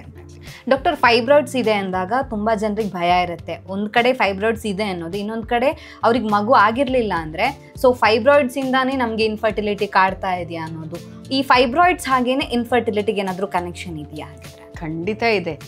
ಈ ಫೈಬ್ರಾಯ್ಡ್ಸು ಮೂಲ ಕಾರಣ ಆಗ್ಲಿಲ್ಲ ಅಂದ್ರೂ ಫೈಬ್ರಾಯ್ಡ್ಸ್ ಎಲ್ಲಿದೆ, ಎಷ್ಟಿದೆ, ಅದ್ರ ಸೈಜ್ ಹೆಂಗಿದೆ ಅನ್ನೋದ್ರ ಮೇಲೆ ವ್ಯತ್ಯಾಸ ಆಗುತ್ತೆ. ಈಗ ಫೈಬ್ರಾಯ್ಡು ಗರ್ಭಕೋಶದ ಹೊರಗಡೆ ಇತ್ತು ಅಂದ್ರೆ ನಾವು ಅದ್ರ ಬಗ್ಗೆ ಯೋಚನೆ ಮಾಡೋ ಅವಶ್ಯಕತೆ ಇಲ್ಲ. ಅಕಸ್ಮಾತ್ ಫೈಬ್ರಾಯ್ಡ್ ಗರ್ಭಕೋಶದ ಲೈನಿಂಗ್ ಒಳಗಡೆ, ಎಂಡೋಮೆಟ್ರಿಯಲ್ ಕ್ಯಾವಿಟಿ ಅಂತ ಹೇಳ್ತೀವಿ, ಮಗು ಎಲ್ಲಿ ಬಂದು ಕೂತ್ಕೊಳ್ಳುತ್ತೆ ಅದನ್ನ ಎಂಡೋಮೆಟ್ರಿಯಲ್ ಕ್ಯಾವಿಟಿ ಅಂತ ಹೇಳ್ತೀವಿ, ಅಲ್ಲಿ ಫೈಬ್ರಾಯ್ಡ್ ಇತ್ತು ಅಂದ್ರೆ ಪ್ರೆಗ್ನೆನ್ಸಿ ಆಗೋದಕ್ಕೆ ಕಷ್ಟ ಆಗುತ್ತೆ. ಅಥವಾ ಫೈಬ್ರಾಯ್ಡ್ ಕೆಲವೊಮ್ಮೆ ಏನಾಗುತ್ತೆ, ಟ್ಯೂಬ್ ಎಂಟ್ರಿ ಲೆವೆಲ್ ಅಲ್ಲಿ ಇರ್ಬೋದು, ಹಾಗಾಗಿ ಸ್ಪರ್ಮ್ಸ್ ಮತ್ತೆ ಎಗ್ಸ್ ಅದರಲ್ಲಿ ಬರಕ್ ಆಗದೆ ಸಾಧ್ಯತೆಗಳಿರುತ್ತೆ. ಕೆಲವೊಮ್ಮೆ ಫೈಬ್ರಾಯ್ಡ್ಸ್ ತುಂಬಾ ದೊಡ್ಡದು ಇರುವಾಗ 5-6 ಸೆಂಟಿಮೀಟರ್ಸ್ ಇದ್ದು ಈ ತರ ಪೀರಿಯಡ್ಸ್ ಇರೆಗ್ಯುಲಾರಿಟಿ ಆಗ್ತಾ ಇರುವಾಗ, ಸೊ ಹಂಗಾಗಿ ಫೈಬ್ರಾಯ್ಡ್ ಎಲ್ಲಿದೆ, ಎಷ್ಟಿದೆ, ಆಮೇಲೆ ಅದರಿಂದ ಏನ್ ಸಿಂಪ್ಟಮ್ಸ್ ಆಗ್ತಾ ಇದೆ ಅನ್ನೋದ್ರ ಮೇಲೆ ಡಿಪೆಂಡ್ ಆಗುತ್ತೆ. ನಾನು ಹೇಳ್ದಂಗೆ ಹೊರಗಡೆ ಇದ್ದು 8 ಸೆಂಟಿಮೀಟರ್ ಇದ್ರೂ ಕೆಲವ್ರಿಗೆ ಪ್ರೆಗ್ನೆನ್ಸಿ ಆದಾಗ ನಾವು ಸ್ಕ್ಯಾನ್ ಮಾಡಿದಾಗ ಮೊದಲನೇ ಬಾರಿಗೆ ಗೊತ್ತಾಗುತ್ತೆ. ಕೆಲವ್ರಿಗೆ 1 ಸೆಂಟಿಮೀಟರ್ ಫೈಬ್ರಾಯ್ಡ್ ಇರ್ಬೋದು, ಸಬ್ಮ್ಯೂಕೋಸಲ್ ಫೈಬ್ರಾಯ್ಡ್ ಅಂತ ಹೇಳ್ತೀವಿ, ಕ್ಯಾವಿಟಿ ಒಳಗಡೆ ಇರುವಾಗ, ಅಂತವ್ರಿಗೆ ತುಂಬಾ ಕಷ್ಟ ಆಗುತ್ತೆ ಪ್ರೆಗ್ನೆನ್ಸಿ ಆಗೋದಕ್ಕೆ. ಹಾಗಾಗಿ ಎಷ್ಟು ಸೈಜು ಎಲ್ಲಿದೆ ಅನ್ನೋದ್ರ ಮೇಲೆ ಡಿಪೆಂಡ್ ಆಗಿರುತ್ತೆ. ಡಾಕ್ಟರ್, ಹಾಗಿದ್ರೆ ಈಗ ನಿಮ್ಮ ಹತ್ರ ಯಾರಾದ್ರೂ ಪೇಷಂಟ್ಗಳು ಬಂದ್ರೆ ಅಥವಾ ಕಪಲ್ಸ್ ಬಂದಾಗ, ಓಕೆ ಈಗ ಅವರಿಗೆ ಫೈಬ್ರಾಯ್ಡ್ಸ್ ಇದೆ ಅಂತ ಗೊತ್ತಾದ್ಮೇಲೆ ಅದರ ಟ್ರೀಟ್ಮೆಂಟ್ ಯಾವ ರೀತಿಯಾಗಿರುತ್ತೆ? ಅಂದ್ರೆ ಅಡ್ವಾನ್ಸ್ ಟ್ರೀಟ್ಮೆಂಟ್ ಏನಾದರೂ ಇರುತ್ತಾ ಇವಾಗಿನ ಟೆಕ್ನಾಲಜಿಯಲ್ಲಿ? ಖಂಡಿತ ಇರುತ್ತೆ. ಈಗ ಫೈಬ್ರಾಯ್ಡ್ ನಾನು ಆಗ್ಲೇ ಹೇಳ್ದಂಗೆ ತುಂಬಾ ಚಿಕ್ಕದಿದ್ದು ಅವ್ರಿಗೇನು ತೊಂದರೆ ಇಲ್ಲ ಅಂದ್ರೆ ಹಂಗೆ ಬಿಡ್ತೀವಿ. ಈಗ ಎಂಡೋಮೆಟ್ರಿಯಲ್ ಕ್ಯಾವಿಟಿ ಗರ್ಭಕೋಶದ ಒಳಗಡೆ ಇತ್ತು ಅಂದ್ರೆ ಹಿಸ್ಟ್ರೋಸ್ಕೋಪಿ ಅಂತ ಹೇಳ್ತೀವಿ. ಹಿಸ್ಟ್ರೋಸ್ಕೋಪಿ ಅಂದ್ರೆ ನಾವು ಗರ್ಭಕೋಶದ ಒಳಗಡೆ ಹೋಗಿ ಎಲ್ಲಿದೆ ಆ ಸಬ್ಮ್ಯೂಕೋಸಲ್ ಫೈಬ್ರಾಯ್ಡ್ ಅದನ್ನ ತೆಗೆಯೋದಕ್ಕೆ ಪ್ರಯತ್ನ ಪಡ್ತೀವಿ. ಅಕಸ್ಮಾತ್ ಮಸಲ್ ಪೋರ್ಷನ್ ಅಲ್ಲಿ ಮಧ್ಯದಲ್ಲಿ ಇದ್ದು ಅಥವಾ ಹೊರಗಡೆ ಇದ್ದು ತುಂಬಾ ದೊಡ್ಡದಿದ್ರೆ ನಾವೇನ್ ಮಾಡ್ತೀವಿ, ಲ್ಯಾಪ್ರೋಸ್ಕೋಪಿಕ್ ಮಾಡ್ಕೋಬಹುದು. ಅಥವಾ ಈಗ ಆಧುನಿಕವಾದದ್ದ ಒಂದು ಅಡ್ವಾನ್ಸ್ ಟೆಕ್ನಾಲಜಿ ಬಂದಿದೆ, ರೋಬೋಟಿಕ್ ಸರ್ಜರಿ ಅಂತ ಹೇಳ್ತೀವಿ. ಈ ರೋಬೋಟಿಕ್ ಸರ್ಜರಿ ಮಾಡೋದ್ರಲ್ಲಿ ಫೈಬ್ರಾಯ್ಡ್ ತೆಗೆಯೋದು ತುಂಬಾ ಸುಲಭ. ಏನಾಗುತ್ತೆ, ಈ ಫೈಬ್ರಾಯ್ಡ್ ತೆಗಿವಾಗ ಇದನ್ನ ಮಯೋಮೆಕ್ಟಮಿ ಅಂತ ಹೇಳ್ತೀವಿ. ಬರೀ ಗೆಡ್ಡೆ ಮಾತ್ರ ತಕ್ಕೋತೀವಿ. ಕೆಲವೊಮ್ಮೆ ನೆನ್ನೆ ಒಂದ್ ಸರ್ಜರಿ ಮಾಡಿದೆ, ಅದಕ್ಕೆ ಫೈಬ್ರಾಯ್ಡ್ 8 ಸೆಂಟಿಮೀಟರ್ ಇತ್ತು. ಅವ್ರ ಮದ್ವೆ ಆಗಿ 5 ವರ್ಷ ಆಯ್ತು, ಸಿಂಪ್ಟಮ್ಸ್ ಏನೂ ಕಾಣ್ತಾ ಇಲ್ಲ ಅವ್ರಿಗೆ, ಬಟ್ 8 ವರ್ಷದ ಮದ್ವೆ ಆದಾಗಿಂದ ಏನೂ ಆಗಿಲ್ಲ ಅಂತ ಅಂದ್ಬಿಟ್ಟು ಬಂದ್ರು. ಈ 8 ಸೆಂಟಿಮೀಟರ್ ಫೈಬ್ರಾಯ್ಡ್ ನ ತೆಗೆಯೋದು ನಾವು ಲ್ಯಾಪ್ರೋಸ್ಕೋಪಿಲ್ ಮಾಡಿದ್ರೆ ಕೆಲವೊಮ್ಮೆ ಬ್ಲೀಡಿಂಗ್ ತುಂಬಾ ಜಾಸ್ತಿ ಆಗ್ತಾ ಇರುತ್ತೆ. ತುಂಬಾ ಬ್ಲೀಡಿಂಗ್ ಆದಾಗ ನಾವು ಡಬಲ್ ಕನ್ಸೆಂಟ್ ಅಂತ ತಗೋತೀವಿ ಗರ್ಭಕೋಶ ತೆಗೆದು. ಈ ಅಡ್ವಾನ್ಸ್ ಟೆಕ್ನಾಲಜಿ ರೋಬೋಟಿಕ್ ಸರ್ಜರಿ ಇರೋದ್ರಿಂದ ಎಷ್ಟೇ ದೊಡ್ಡದು ಫೈಬ್ರಾಯ್ಡ್ ನಾವು ತೆಗೆದ್ರೂ ಏನು ತೊಂದರೆ ಇಲ್ಲ. ಯಾಕೆಂದ್ರೆ ರಕ್ತಸ್ರಾವ ತುಂಬಾ ಕಮ್ಮಿ ಇರುತ್ತೆ, ಫಾಸ್ಟರ್ ರಿಕವರಿ, ಆಮೇಲೆ ಬ್ಲೀಡಿಂಗ್ನು ತೊಂದರೆ ಇರಲ್ಲ, ಗರ್ಭಕೋಶದ ಪ್ರಿಸರ್ವ್ ಚೆನ್ನಾಗುತ್ತೆ. ಗರ್ಭಕೋಶ ಚೆನ್ನಾಗಿ ಪ್ರಿಸರ್ವ್ ಆಯ್ತು ಅಂದ್ರೆ ನೀವು ಬೇಗ ಬೇಗ ಪ್ರೆಗ್ನೆನ್ಸಿ ಪ್ಲಾನ್ ಮಾಡ್ಕೋಬಹುದು. ಪ್ರೆಗ್ನೆನ್ಸಿ ಆದಾಗ್ಲೂ ಏನು ತೊಂದರೆ ಇಲ್ಲ. ಆಮೇಲೆ ರೋಬೋಟಿಕ್ ಸರ್ಜರಿ ಮಾಡಿಸ್ಕೊಳ್ಳೋದ್ರಿಂದ ನಾವು ಇವತ್ತು ಸರ್ಜರಿ ಮಾಡಿದ್ರೆ ನಾಳೆ ಬೆಳಿಗ್ಗೆ ನೀವು ಮನೆಗೆ ಹೋಗ್ಬೋದು, ಒಂದು ವಾರಕ್ಕೆ ನಿಮ್ ಕೆಲಸ ನೀವು ಮಾಡ್ಕೋಬಹುದು. ಹಾಗಾಗಿ ಯಾವುದೇ ತರದ ತೊಂದರೆ ಇಲ್ಲ. ಸೊ ಇಂಥ ಅಡ್ವಾನ್ಸ್ ಟೆಕ್ನಾಲಜಿಗಳನ್ನ ನಾವು ಉಪಯೋಗ ಮಾಡಿಕೊಂಡು ಇನ್ಫರ್ಟಿಲಿಟಿಲಿ ಯಾವುದೇ ತರ ತೊಂದರೆಗಳಿದ್ರು ಮಾಡ್ಕೋತೀವಿ. ಇದೇ ರೋಬೋಟಿಕ್ ಸರ್ಜರಿ ಉಪಯೋಗಿಸ್ಕೊಂಡು ನಾವು ಎಂಡೋಮೆಟ್ರಿಯೋಸಿಸ್ ಅಂತಾನೂ ಇರುತ್ತೆ. ಎಂಡೋಮೆಟ್ರಿಯೋಸಿಸ್ ಅಂದ್ರೆ ಮೊಟ್ಟೆ ಚೀಲದಲ್ಲಿ ಬ್ಲಡ್ ಕಲೆಕ್ಟ್ ಆಗೋಗಿರುತ್ತೆ, ಅಥವಾ ಅಡಿನೋಮೈಸಿಸ್ ಅಂತ ಹೇಳ್ತೀವಿ, ಗರ್ಭಕೋಶ ತುಂಬಾ ಊದ್ಕೊಂಡ್ಬಿಟ್ಟಿರುತ್ತೆ. ಎಂಡೋಮೆಟ್ರಿಯೋಸಿಸ್ ತುಂಬಾ ಇದ್ದು ಎಲ್ಲಾ ಕಡೆ ಅಂಟ್ಕೊಂಡಿತ್ತು ಅಂತ ಅಂದ್ರೂ ಈ ರೋಬೋಟಿಕ್ ಟೆಕ್ನಾಲಜಿ ನಾವು ಯೂಸ್ ಮಾಡ್ತೀವಿ. ರೋಬೋಟಿಕ್ ಸರ್ಜರಿಲಿ ಅವಾಗ ಎಂಡೋಮೆಟ್ರಿಯೋಸಿಸ್ ಇದ್ರೆ ಟ್ಯೂಬ್ಗಳು ಅಂಟ್ಕೊಂಡ್ಬಿಟ್ಟಿರುತ್ತೆ, ಅಥವಾ ಓವ್ಯುಲೇಷನ್ ಆಗ್ತಾ ಇರಲ್ಲ, ತುಂಬಾ ದೊಡ್ಡದು, ನಾನು ಈಗಾಗಲೇ ಹೇಳ್ದಂಗೆ 6 ಸೆಂಟಿಮೀಟರ್ 8 ಸೆಂಟಿಮೀಟರ್ ಎಲ್ಲ ಇದ್ದಾಗ ಈ ಸರ್ಜರಿ ಮಾಡೋದ್ರಿಂದ ನಾರ್ಮಲ್ ಓವರಿ ಟಿಶ್ಯೂಗೆ ಡ್ಯಾಮೇಜಸ್ ಕಮ್ಮಿ ಆಗುತ್ತೆ. ಹಾಗಾಗಿ ಈ ರೋಬೋಟಿಕ್ ಟೆಕ್ನಾಲಜಿ ನಮ್ಮ ಆಸ್ಪತ್ರೆಯಲ್ಲಿ ಇರೋದ್ರಿಂದ ಅದನ್ನ ನಾವು ಇನ್ಕಲ್ಕೇಟ್ ಮಾಡಿ ನಮ್ಮ ಇನ್ಫರ್ಟಿಲಿಟಿ ಪೇಷಂಟ್ಸ್ಗೆ ತುಂಬಾ ಒಳ್ಳೇದಾಗ್ತಾ ಇದೆ. ಬಂಜೆತನ ನಿವಾರಣೆ ಮಾಡೋದಕ್ಕಂತೂ ತುಂಬಾ ಅನುಕೂಲ ಅಂತಾನೆ ಹೇಳ್ತೀನಿ. ಸೊ ಓಪನ್ ಸರ್ಜರಿಗಿಂತ ಈ ಲ್ಯಾಪ್ರೋಸ್ಕೋಪಿಕ್ ಸರ್ಜರಿ ಅಥವಾ ರೋಬೋಟಿಕ್ ಸರ್ಜರಿ ತುಂಬಾ ಒಳ್ಳೇದು. ಖಂಡಿತ. ಈಗ ಓಪನ್ ಸರ್ಜರಿ ಮಾಡಿ ನಾವು ಇದೇ ತರದ 8 ಸೆಂಟಿಮೀಟರ್ ಫೈಬ್ರಾಯ್ಡ್ ತೆಗಿಬೇಕು ಅಂದ್ರೆ ನಾನು ಇಷ್ಟು ದೊಡ್ಡದ್ ಕಟ್ ಮಾಡ್ಬೇಕಾಗತ್ತೆ. ರೋಬೋಟಿಕ್ ಸರ್ಜರಿ ಲ್ಯಾಪ್ರೋಸ್ಕೋಪಿಕ್ ಇಲ್ಲಿ ಒಂದ್ ಸಣ್ಣ ರಂಧ್ರದಲ್ಲೇ ಮಾಡ್ತೀವಿ. ಅದ್ರಲ್ಲೂ ಇಷ್ಟೇ ದೊಡ್ಡದ್ ಫೈಬ್ರಾಯ್ಡ್ ತುಂಬಾ ಸುಲಭವಾಗಿ ತೆಗಿಬಹುದು, ಪೇನ್ ತುಂಬಾ ಕಮ್ಮಿ. ಲ್ಯಾಪ್ರೋಸ್ಕೋಪಿಕ್ ಗಿಂತ ದೊಡ್ಡ ಈ ವರ್ಲ್ಡ್ ಅಲ್ಲೇ ಹೈಯೆಸ್ಟ್ ಟೆಕ್ನಾಲಜಿ ಅಂದ್ರೆ ರೋಬೋಟಿಕ್ ಸರ್ಜರಿ. ಹಂಗಾಗಿ patient recovery, pain free, faster recovery ಎಲ್ಲಾನು ತುಂಬಾನೇ ಒಳ್ಳೇದು. ಬ್ಲಡ್ ಲಾಸ್ನು ತುಂಬಾನೇ ಕಮ್ಮಿ. ಈಗ ಫೈಬ್ರಾಯ್ಡ್ಸ್ ಎಲ್ಲ ನಾವು ಲ್ಯಾಪ್ರೋಸ್ಕೋಪಿಕ್ ಅಲ್ಲಿ ತೆಗೆದು ಓಪನ್ ಮಾಡಿದ್ರೆ ಬ್ಲೀಡಿಂಗ್ ತುಂಬಾ ಇರುತ್ತೆ. ರೋಬೋಟಿಕ್ ಸರ್ಜರಿ ಮಾಡೋದ್ರಿಂದ ರಕ್ತಸ್ರಾವನು ತುಂಬಾ ಕಮ್ಮಿಯಾಗಿ ನಾವು ಬ್ಲಡ್ ಟ್ರಾನ್ಸ್ಫ್ಯೂಷನ್ಸೇ ಮಾಡಲ್ಲ ಅಂತ ಹೇಳಿ. ತುಂಬಾ ದಪ್ಪ ಇರೋ ಪೇಷಂಟ್ಸ್ ಕೆಲವೊಮ್ಮೆ ನಾನು ಈಗಾಗಲೇ ನಾವು ಡಿಸ್ಕಸ್ ಮಾಡಿದ್ವಿ ಒಬೆಸಿಟಿ ಅಂತ ಅನ್ಬಿಟ್ಟು ಒಂದೊಂದು ಹೆಣ್ಮಕ್ಳು 120-140 kg ಎಲ್ಲ ಬರ್ತಾರೆ. ಇಂಥವ್ರಿಗೆ ನಾವು ಓಪನ್ ಸರ್ಜರಿ ಲ್ಯಾಪ್ರೋಸ್ಕೋಪಿ ಮಾಡಬೇಕು ಅಂತ ಕಷ್ಟ ಆಗುತ್ತೆ. ಈ ರೊಬೋಟಿಕ್ ಸರ್ಜರಿ ಬಳಕೆ ಮಾಡಿಕೊಂಡು ಅವ್ರಿಗೂ ಸರ್ಜರಿ ಎಷ್ಟು ಚೆನ್ನಾಗಾಗುತ್ತೆ ಅಂದರೆ ನಾನು ಹೇಳ್ದಂಗೆ 24 hours ಅವ್ರ ಮನೇಲಿ ಇರ್ತಾರೆ. ಓಕೆ ಡಾಕ್ಟರ್, ಈಗ ನೀವು ಮಾತಾಡ್ತಾ ಹೇಳಿದ್ರೆ ಒಂದು ಪೇಷಂಟ್ನ ನಿನ್ನೆ ಸರ್ಜರಿ ಮಾಡಿದ್ವಿ, ಅವರಿಗೆ 8 ವರ್ಷ ಆದರೂ ಮಗು ಆಗಿರಲಿಲ್ಲ, ಸೊ ಸಿಂಪ್ಟಮ್ಸ್ ಏನು ಗೊತ್ತಾಗಿಲ್ವಾ ಅಂದರೆ ಲೈಕ್ ಇನ್ ಜನರಲಿ ಹೇಳಬೇಕು ಅಂದರೆ ಈ ಇನ್ಫರ್ಟಿಲಿಟಿ ಇದ್ದಾಗ ಏನು ಸಿಂಪ್ಟಮ್ಸ್ ಗೊತ್ತಾಗಲ್ವಾ ಅವರಿಗೆ? ಖಂಡಿತ ಗೊತ್ತಾಗುತ್ತೆ. ನಾವು ಲಿಸನ್ ಟು ಯುವರ್ ಬಾಡಿ ಅಂತ ಹೇಳ್ತೀವಿ. ಏನಾಗ್ತದೆ, ನಾನು ಈಗಾಗಲೇ ಹೇಳ್ದಂಗೆ ದಂಪತಿಗಳು ಮೋರ್ ಕೆರಿಯರ್ ಓರಿಯೆಂಟ್ ಆಗಿ ಮೊದಲು 2-3 ವರ್ಷ ನಾವು ಪ್ರೆಗ್ನೆನ್ಸಿನೇ ಬೇಡ ಅಂತ ಕಳೆದ್ಬಿಡ್ತಾರೆ. ಆಮೇಲೆ ಯಾವಾಗ ಅವ್ರು ಟ್ರೈ ಮಾಡಕ್ ಬರ್ತಾರೆ ಅದು ಒಂದು ಸ್ಟ್ರೆಸ್ ಲೆವೆಲ್ ಇರ್ಬೋದು ಅಥವಾ ಮೆಂಟಲ್ ಪ್ರಿಪ್ರೇಷನ್ ಬೇಕು. ಹೌದು ನಮಗ್ ತೊಂದರೆ ಇದೆ ಅಥವಾ ನಮಗ್ ಆಗ್ತಾ ಇಲ್ಲ, ಡಾಕ್ಟರ್ ಹತ್ರ ಹೋಗಿ ನೋಡ್ಬೇಕು ಅಂತ. ಕೆಲವೊಮ್ಮೆ ಏನಾಗುತ್ತೆ, ಜಾಸ್ತಿ ಬರೋ ಪೇಷಂಟ್ಸ್ ಎಲ್ಲ ನಾವು ಡಾಕ್ಟರ್ ಹತ್ರ ಹೋದ್ರೆ ನಮ್ಗೆ ತೊಂದರೆ ಇದೆ ಅಂತ ಹೇಳ್ತಾರೆ, ಸರ್ಜರಿ ಹೇಳ್ತಾರೆ, ಭಯ ಪಡ್ತಾರೆ. ಸೊ ಡಾಕ್ಟರ್ ಹತ್ರ ಬರೋದಕ್ಕೇನೇನೇ ಮುಂದೂಡ್ಬಿಡ್ತಾರೆ. ನೀವ್ ಯೋಚನೆ ಮಾಡ್ಬೇಕಾಗಿರೋದು ಏನು ಅಂದ್ರೆ ಡಾಕ್ಟರ್ ಹತ್ರ ಹೋದ್ರೆ ನಿಮ್ಗೆ ಏನ್ ತೊಂದರೆ ಇದೆ ಅಂತ ಕಂಡಿಡಿದು ಸೊಲ್ಯೂಷನ್ಸ್ ಕೊಡ್ತೀವಿ. ಸೊ ಅದು ತುಂಬಾ ಮುಖ್ಯ. ಹಾಗಾಗಿ ಅವರು ಡಾಕ್ಟರ್ ಹತ್ರ ಬರೋದಕ್ಕೇನೇನೆ 2 ವರ್ಷ ಮಾಡ್ತಾರೆ. ಸೊ ಅವ್ರ 2-3 ವರ್ಷದಿಂದ ಸ್ಕ್ಯಾನ್ ರಿಪೋರ್ಟ್ ತೋರಿಸಿದ್ರು, ಅವಾಗ ಫೈಬ್ರಾಯ್ಡ್ ತುಂಬಾ ಚಿಕ್ಕದಿತ್ತು, 2 to 3 centimeters. ಖಂಡಿತ 2-3 centimeters ಇರುವಾಗ ಫೈಬ್ರಾಯ್ಡ್ ಅದಕ್ಕೆ ಟ್ರೀಟ್ಮೆಂಟ್ ಬೇಕಿಲ್ಲ, ಫಾಲೋ ಅಪ್ ಮಾಡಬೇಕಾಗುತ್ತೆ ಕರೆಕ್ಟಾಗಿ. 6 ತಿಂಗಳಿಗೂ ಸ್ಕ್ಯಾನ್ ಮಾಡಿಸ್ಬೇಕು, ವರ್ಷಕ್ಕೊಂದು ಸ್ಕ್ಯಾನ್ ಮಿನಿಮಮ್ ಮಾಡಲೇಬೇಕು. ತುಂಬ ದೊಡ್ಡದಾಗ್ತಾ ಇದೆ ಅಂತಂದರೆ ಅವಾಗ ಸರ್ಜರಿ ಮಾಡ್ಬೋದು, ಇಲ್ಲ ಮೆಡಿಸಿನ್ಸ್ ತೊಗೋಬೇಕು. ಈಗ ಮೆಡಿಸಿನ್ಸು ತೊಗೊಳ್ಳಲ್ಲ, ಟ್ರೀಟ್ಮೆಂಟು ಇಲ್ಲ, ಫಾಲೋ ಅಪ್ಪು ಇಲ್ಲ ಅಂದಾಗ ಅವ್ರು 4-5 ವರ್ಷ ಬಿಟ್ಟು ಬಂದಾಗ ಅದು ಅಷ್ಟು ದೊಡ್ಡದಾಗೋಗಿರುತ್ತೆ. ಕೆಲವೊಮ್ಮೆ ನಾನು ಹೇಳ್ದಂಗೆ ಹೊರ್ಗಡೆ ಇದೆ, ಕೆಲವೊಮ್ಮೆ ಸಿಂಪ್ಟಮ್ಸ್ ಇಲ್ಲ, ಮಧ್ಯದಲ್ಲಿದ್ರೂ ಸಿಂಪ್ಟಮ್ಸ್ ಇರಲ್ಲ.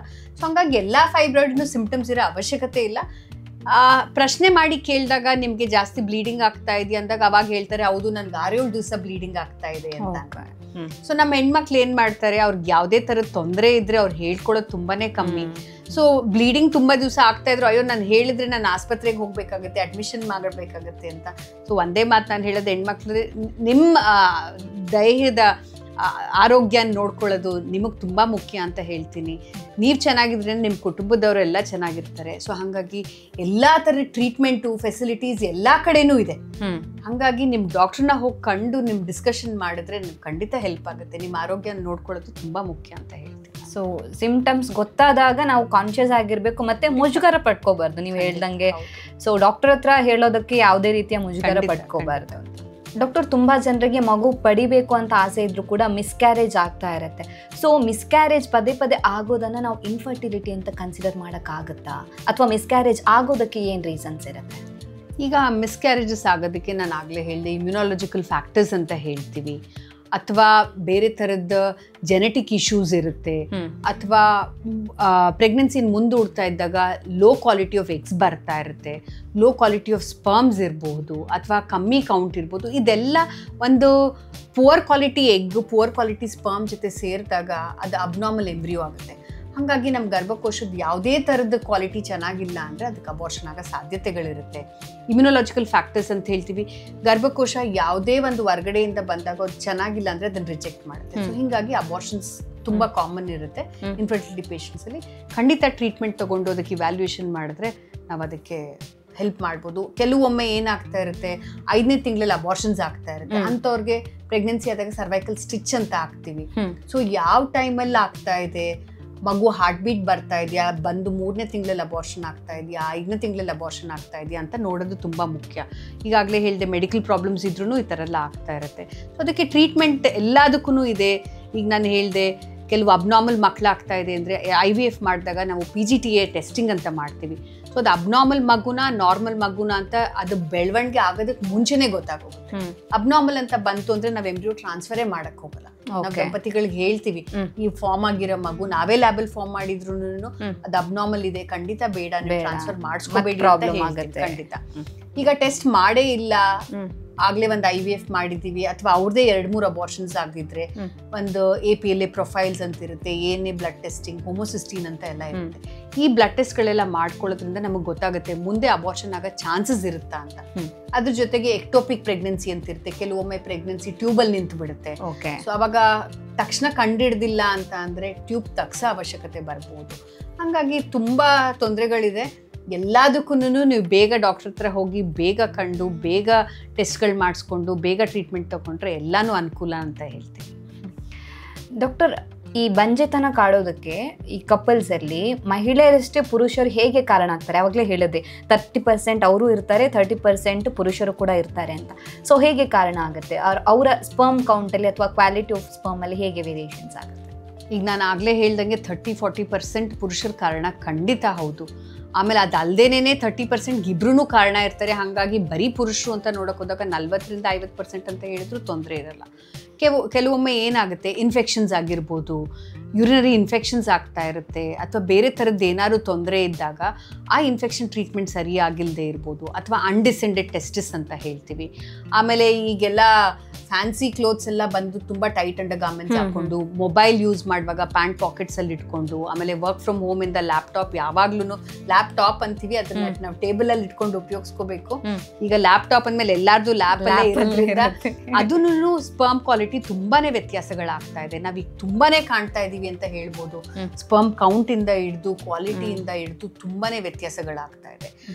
ಅದಲ್ದೇನೆ ಅಬ್ನಾರ್ಮಲ್ ಸ್ಪರ್ಮ್ಸ್ ಕಾರಣಗಳು ತುಂಬಾನೇ ಇರುತ್ತೆ. ಇವೆಲ್ಲ ಒಂದು ದೊಡ್ಡ ಕಾರಣ ಅಂತ ಹೇಳ್ತೀವಿ. ಅಥವಾ ಕೆಲವೊಮ್ಮೆ ಸರ್ಜರೀಸ್ ಆಗಿರ್ಬೋದು, ಸರ್ಜರಿ ಆಗಿರೋದ್ರಿಂದ ನಮ್ದು ಸ್ಪರ್ಮ್ಸ್ ಬರೋ ಜಾಗನೂ ತೊಂದರೆ ಆಗಿರ್ಬೋದು, ಅಥವಾ ವೆರಿಕೋಸೀಲ್ಸ್ ಅಂತ ಹೇಳ್ತೀವಿ, ಅದರಿಂದನೂ ಸ್ಪರ್ಮ್ ಕ್ವಾಲಿಟಿ ಎಲ್ಲ ತುಂಬಾನೇ ಡ್ಯಾಮೇಜ್ ಆಗಿ ತುಂಬ ಕಾರಣಗಳಾಗಿದೆ. ಆಮೇಲೆ life style modification, smoking, alcohol, ನಮ್ಮ ಹೆಣ್ಮಕ್ಳು ಇದ್ರಲ್ಲೂ ಏನು ಹಿಂದೆ ಇಲ್ಲ ಅಂತ ಅದ್ರಲ್ಲಿ ಕಾಂಪಿಟೇಷನ್ ಮಾಡಕ್ಕೆ ಹೋಗಿ ಅದರಿಂದನೂ ತುಂಬ ತೊಂದರೆಗಳಾಗಿದೆ. ಸ್ಮೋಕಿಂಗ್, ಆಲ್ಕೋಹಾಲ್ ಇಂದ ಸ್ಪರ್ಮ್ಸ್ ಎಲ್ಲ ತುಂಬಾನೇ ಅಬ್ನಾರ್ಮಲ್ ಫಾರ್ಮ್ಸ್ ಆಗ್ತಾ ಇರುತ್ತೆ, ಕೌಂಟ್ಸೂ ತುಂಬ ಹದಗೆಡ್ತಾ ಇರುತ್ತೆ. ಹಾಗಾಗಿ ಇವೆಲ್ಲ ಮೂಲ ಕಾರಣಗಳು. ಡಾಕ್ಟರ್, ಟೈಟ್ ಡ್ರೆಸ್ಸನ್ನು ಹಾಕೋದು ಯಾಕೆ ಸ್ಪರ್ಮ್ ಕೌಂಟಿಗೆ ಅಥವಾ quality of the sperm decrease ಆಗೋದಕ್ಕೆ ಹೇಗೆ ಕಾರಣ ಆಗುತ್ತೆ? ಅದು ಒಂದು ಬ್ಲಡ್ ಸರ್ಕ್ಯುಲೇಷನ್ ಆಗಲ್ಲ. ಓಕೆ. ಅದಲ್ದೇನೆ ಈ ನೈಲಾನ್ ಬಟ್ಟೆಗಳನ್ನೆಲ್ಲ ಧರಿಸೋದ್ರಿಂದ ತುಂಬ ಟೈಟ್ ಆಗ್ತಾ ಇರೋದ್ರಿಂದ ಏನಾಗುತ್ತೆ, ಹೀಟ್ ಪ್ರೊಡಕ್ಷನ್ಸ್ ಜಾಸ್ತಿ ಆಗ್ತಾ ಇರುತ್ತೆ. ಸೊ ಹಾಗಾಗಿ ಈ ತುಂಬ ಈಗ ಚಿಮ್ನಿಲ್ ವರ್ಕ್ ಮಾಡ್ತಾ ಇರ್ತಾರೆ, ಅಥವಾ ಬೇರೆ ಥರದ್ದು ಹೀಟ್ ಏನಾದ್ರು ಈ ಕುಕ್ಕು ಅವರೆಲ್ಲ ಏನಿರುತ್ತೆ, ಅವಾಗ ಟೆಂಪ್ರೇಚರ್ಸ್ ಎಲ್ಲ ತುಂಬ ಹೈ ಟೆಂಪ್ರೇಚರ್ ಕಂಡೀಷನ್ಸ್ ಅಲ್ಲಿ ಮಾಡೋದ್ರಿಂದ ಸ್ಪರ್ಮ್ ಕ್ವಾಲಿಟಿ ಖಂಡಿತ ಕಮ್ಮಿ ಆಗ್ತಾ ಇರುತ್ತೆ. ಸೊ ಕ್ವಾಲಿಟಿ ಒಂದೇ ಅಲ್ಲ, ಕ್ವಾಂಟಿಟಿ ಎಲ್ಲಾನು ಕಮ್ಮಿ ಆಗಿ ಅಬ್ನಾರ್ಮಲ್ ಸ್ಪರ್ಮ್ಸ್ ಆಗೋ ಚಾನ್ಸಸ್ ತುಂಬಾನೇ ಜಾಸ್ತಿ ಇರುತ್ತೆ. ಡಾಕ್ಟರ್, ಹಾಗಿದ್ರೆ ಇನ್ಫರ್ಟಿಲಿಟಿ ಇದೆ ಅನ್ನೋದನ್ನ ಕಂಡು ಹಿಡಿಯೋದಕ್ಕೆ ಇರುವಂಥ ಡಯಾಗ್ನೋಸಿಸ್ ಟೆಸ್ಟ್ಗಳು ಯಾವುದೆಲ್ಲ ಇರುತ್ತೆ, ಅಥವಾ ಸ್ಕ್ರೀನಿಂಗ್ ಟೆಸ್ಟ್ ಯಾವ ರೀತಿ ಇರುತ್ತೆ?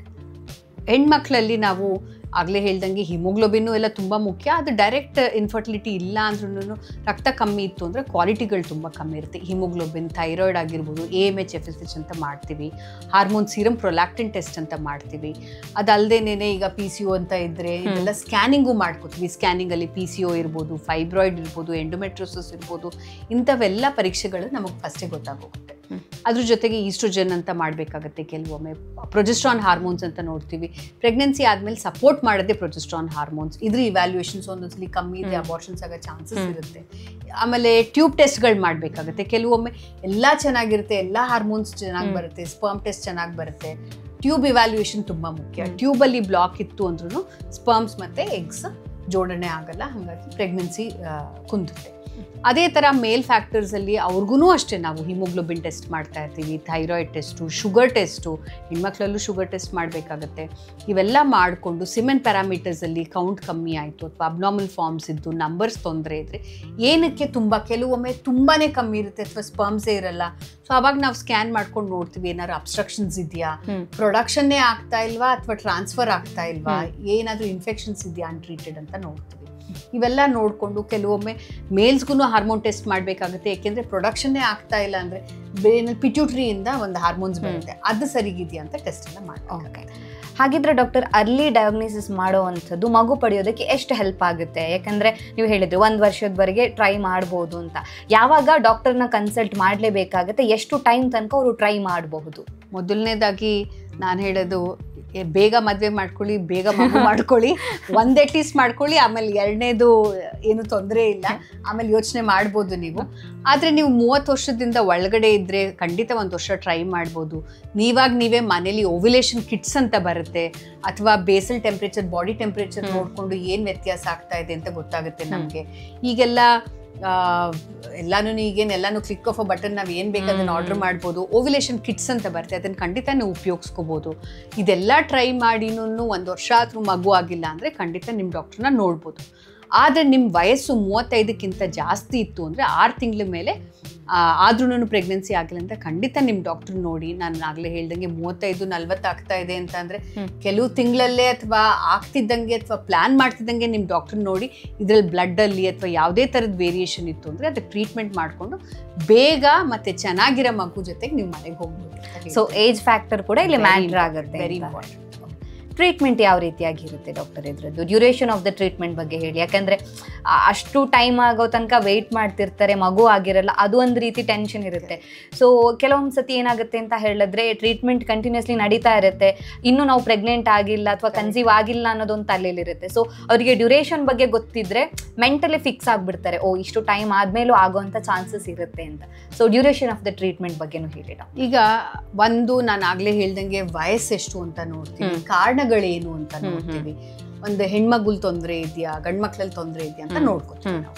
ಈಗ ಓವ್ಯುಲೇಷನ್ನೇ ಆಗ್ತಾ ಇಲ್ಲ ಅನ್ನೋದ್ರೆ ಓವ್ಯುಲೇಷನ್ ಆಗೋದಕ್ಕೆ ಸಿಂಪಲ್ ಟ್ರೀಟ್ಮೆಂಟ್ ಟ್ಯಾಬ್ಲೆಟ್ಸ್ಗಳು ಕೊಡ್ತೀವಿ, ಒಂದು 5 ದಿವಸದ ಮಾತ್ರೆ ಕೊಡ್ತೀವಿ, ಬೇಕಿದ್ದಲ್ಲಿ 1-2 ದಿವಸದ ಇಂಜೆಕ್ಷನ್ಸ್ ಹಾಕ್ತೀವಿ, ರೆಗ್ಯುಲರ್ ಸ್ಕ್ಯಾನಿಂಗ್ ಮಾಡ್ಕೊಂಡು ಹೋಗ್ತೀವಿ. ಯಾವಾಗ ಎಗ್ ಬಿಡುಗಡೆ ಆಗ್ತಾ ಇರುತ್ತೆ, ಸಿಮೆನಲ್ಲಿ ಏನೂ ತೊಂದರೆ ಇಲ್ಲ ಅಂತ ಅಂದರೆ ನ್ಯಾಚುರಲ್ ಸಂಭೋಗ ಮಾಡಿ ಅಂತ ಹೇಳ್ತೀವಿ ನಾವು. ಅಕಸ್ಮಾತಲ್ಲಿ ವೀರ್ಯಾಣದ್ದೇನಾದ್ರು ತೊಂದರೆ ಇತ್ತು ಅಂತಂದರೆ IUI ಅಂತ ಪ್ರಾಸೆಸ್ ಮಾಡ್ತೀವಿ.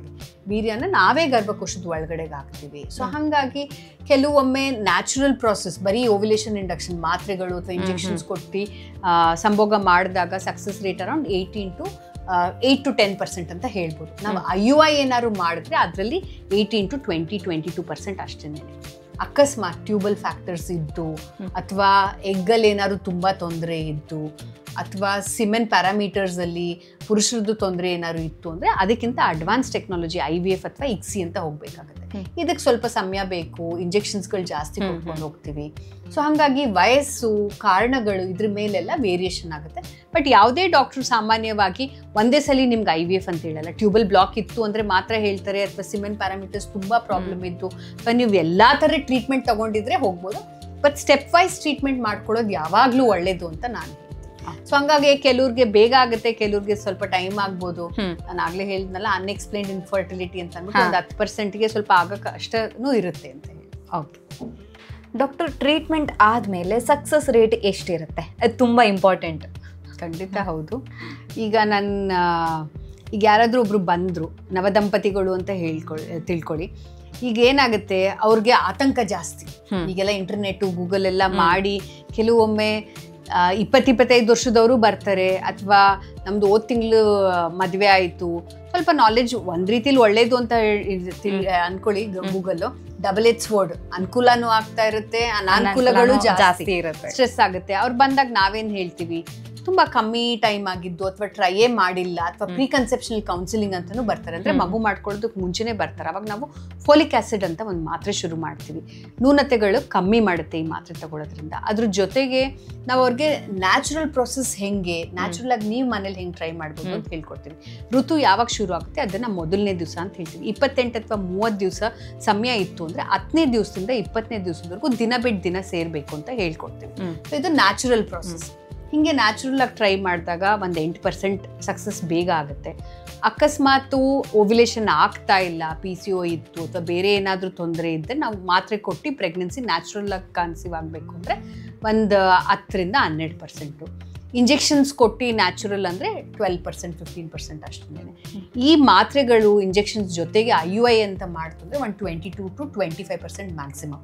ಹೈಯೆಸ್ಟ್ IVF ಅಲ್ಲೇ ಇರೋದು. ಏಕೆಂದರೆ ನಾವಿಲ್ಲಿ ಎಗ್ನ ಹೊರ್ಗಡೆ ತಕ್ಕೊಂಡು ಅದನ್ನು ಒಂದು 10-15 ಪಟ್ಟು ಜಾಸ್ತಿ ಮಾಡಿ, ಸ್ಪರ್ಮ್ಸ್ನ ಜಾಸ್ತಿ ಮಾಡಿ, ಅದನ್ನು ನಾವು ಒಳ್ಳೆ ಕ್ವಾಲಿಟಿ ಸ್ಪರ್ಮ್ಸು, ಒಳ್ಳೆ ಕ್ವಾಲಿಟಿ ಎಗ್ಸ್ನ ತಗೊಂಡು ಫರ್ಟಿಲೈಸ್ ಮಾಡಿ ಭ್ರೂಣ ಡೆವಲಪ್ಮೆಂಟ್ ಹೆಂಗಾಗ್ತಾ ಇದೆ ಎಲ್ಲ ನೋಡ್ಕೋತೀವಿ. ಹಾಗಾಗಿ ಚೆನ್ನಾಗಿರೋ ಭ್ರೂಣ ಮಾತ್ರ ನಾವು ಒಳಗಡೆಗೆ ಹಾಕ್ತೀವಿ. ಇದರಲ್ಲಿ ನಮ್ಗೆ ಎಲ್ಲ ಚೆನ್ನಾಗಿರೋದನ್ನ ಆಗ್ತಾ ಇರೋದ್ರಿಂದ ಹೊರ್ಗಡೆ ಭ್ರೂಣನ ಡೆವಲಪ್ ಮಾಡ್ತಾ ಇರೋದ್ರಿಂದ ಲ್ಯಾಬ್ ಅಲ್ಲಿ ನಮಗೆ ಗೊತ್ತಾಗೋಗುತ್ತೆ. ಹಂಗಾಗಿ ಅದರಲ್ಲಿ ಸಕ್ಸಸ್ ರೇಟ್ ಜಾಸ್ತಿ 60 to 70% ಅಂತ ಹೇಳ್ತೀವಿ. ಓಕೆ ಡಾಕ್ಟರ್, ಹಾಗಿದ್ರೆ ನಮ್ಮ ಲೈಫ್ ಸ್ಟೈಲನ್ನು ಇಂಪ್ರೂವ್ ಮಾಡ್ಕೊಳ್ಳೋದ್ರಿಂದಾಗಿ ನೀವು ಹೇಳಿದ್ರಿ ಆಗಲಿ ಇನ್ಫರ್ಟಿಲಿಟಿ ಇಂಪ್ರೂವ್ ಅಂದರೆ ಲೈಫ್ ಸ್ಟೈಲ್ ಚೆನ್ನಾಗಿಲ್ಲದೆ ಇರೋ ಕಾರಣದಿಂದಾಗಿ ಇನ್ಫರ್ಟಿಲಿಟಿ ಬರುತ್ತೆ ಅಂತ. ಹಾಗಿದ್ರೆ ಹೇಗೆ ಲೈಫ್ ಸ್ಟೈಲನ್ನು ನಾವು ಇಂಪ್ರೂವ್ ಮಾಡ್ಕೋಬೇಕಾಗತ್ತೆ? ಲೈಫ್ ಸ್ಟೈಲೂ ಒಂದು ಮೂಲ ಕಾರಣ ಅಂತ ಹೇಳಿದ್ರೆ ತಪ್ಪಾಗ್ಲಾರ್ದು. ಏನಕ್ಕೆ ಅಂದರೆ ಈ ಕಾಲದಲ್ಲಿ ನೈಟ್ ಶಿಫ್ಟ್ಸಿಂದ ಹಿಡಿದು ಡೇ ಶಿಫ್ಟಿಂದ ಹಿಡಿದು ಕೆಲಸದ ಒತ್ತಡದಿಂದ ನಿದ್ದೆ ತುಂಬ ಕಮ್ಮಿ. ಹಾಗಾಗಿ ಎಲ್ಲರೂ 6 to 8 ಅವರ್ ನಿದ್ದೆ ಮಾಡೋದು ಖಂಡಿತ ಮುಖ್ಯ. ಅದ್ರ ಜೊತೆಗೆ ಸ್ಟ್ರೆಸ್ ಲೆವೆಲ್ಸು ಎಷ್ಟು ಕಮ್ಮಿ ಮಾಡ್ಕೋತೀವಿ ಅಷ್ಟು ಒಳ್ಳೆಯದು. ಮೆಡಿಟೇಷನ್ಗಳು ಮಾಡಬೇಕು, ವಾಕಿಂಗ್ ಮಾಡಬೇಕು, ಫ್ರೆಶ್ ಫ್ರೂಟ್ಸ್. ಈಗ ಏನಾಗುತ್ತೆ, ಈ ಬ್ಯುಸಿ ಲೈಫಲ್ಲಿ ಎಲ್ಲ ಪ್ರೊಸೆಸ್ಡ್ ಫುಡ್ ಆಗಿ ರೆಡಿ ಟು ಈಟ್ ಫುಡ್ಗಳಾಗಿ, ಆಮೇಲೆ ಎಲ್ಲಾದ್ರಲ್ಲೂ ಕೆಮಿಕಲ್ಸು, ಆಮೇಲೆ ಪ್ರತಿಯೊಂದು ತರಕಾರಿ ಬೆಳೆಯೋದ್ರಲ್ಲಾಗಲಿ ಎಲ್ಲಾದ್ರಲ್ಲೂ ಎಷ್ಟು ಕೆಮಿಕಲ್ಸ್ ಇದೆ. ನಾವು ಆಗಲೇ ಹೇಳ್ದಂಗೆ ನಾವು ತಿನ್ನೋ ಆಹಾರ ಊಟದಲ್ಲೆಲ್ಲಾನು ಕಳ್ಬೆರಕೆ ಆಗಿ ಎಲ್ಲ ಥರದ ಕೆಮಿಕಲ್ಸು ನಮ್ಮ ಬಾಡಿಲಿ ತುಂಬಾ ಎಫೆಕ್ಟ್ ಆಗ್ತಾ ಇದೆ. ಸೊ ಹಂಗಾಗಿ ನಾವು ಏನು ತಿಂತೀವಿ ಅಂತ ನೋಡೋದು ತುಂಬ ಮುಖ್ಯ. ಸೊ ಒಳ್ಳೆ ಊಟ ಮಾಡಬೇಕು. ಆಹಾರಗಳು, ಸೀಡ್ಸ್ ಅಂತ ಹೇಳ್ತೀವಿ, ನಟ್ಸ್ಗಳು, ಹಣ್ಣು ಹಂಪಲು, ಮತ್ತೆ ಇವೆಲ್ಲ ಸೊಪ್ಪು ತರಕಾರಿ ಎಲ್ಲ ತಿನ್ನೋದ್ರಿಂದ ತುಂಬಾ ಒಳ್ಳೇದು. ಎಲ್ಲಾ ತರ ಆಹಾರನೂ ಮುಖ್ಯ ನಮ್ಗೆ. ಸೊ ಎಲ್ಲಾನು ನಾವು ಸಮತೆಯಿಂದ ತಗೊಂಡ್ರೆ ತುಂಬಾ ಮುಖ್ಯ. ಆಮೇಲೆ ಎಕ್ಸಸೈಸ್ ಮಾಡಬೇಕು, 3 to 4 ಲೀಟರ್ ನೀರು ಕುಡಿಬೇಕಾಗತ್ತೆ. ಸೆಲ್ಫ್ ಹೈಜೀನ್ ಮೇಂಟೈನ್ ಮಾಡೋದು ತುಂಬಾ ಇಂಪಾರ್ಟೆಂಟ್. ಯಾವುದೇ ಥರದ ವೈಟ್ ಡಿಸ್ಚಾರ್ಜು ಅಥವಾ ಬೇರೆ ಥರದ್ದು ಏನೇ ತೊಂದರೆ ಕಾಣಿಸಿದ್ರು ತಕ್ಷಣ ಟ್ರೀಟ್ಮೆಂಟ್ ತಗೊಳ್ಳೋದು ತುಂಬಾ ಮುಖ್ಯ.